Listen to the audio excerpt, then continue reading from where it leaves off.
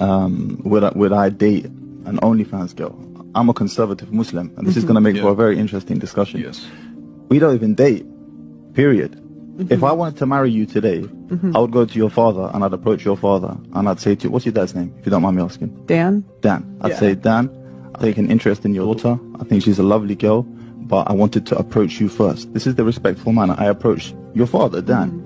And your father, he would take that responsibility of vetting me out. You see, he would make take his due diligences upon me. And then after that, once Dan has gotten to know me and has accustomed himself with me, and me and you have sat down a couple of times, maybe we go for coffee, the family don't always have to be around. After that process, it's very swift and quick. At that moment, you and your father, Dan, will decide, and you'll be like, you say to your dad, look, I like him or I don't like him. And then after that, your dad will be like, okay, we're going to make this happen or we don't make this happen. And in this way, I don't mess around with Dan's daughter.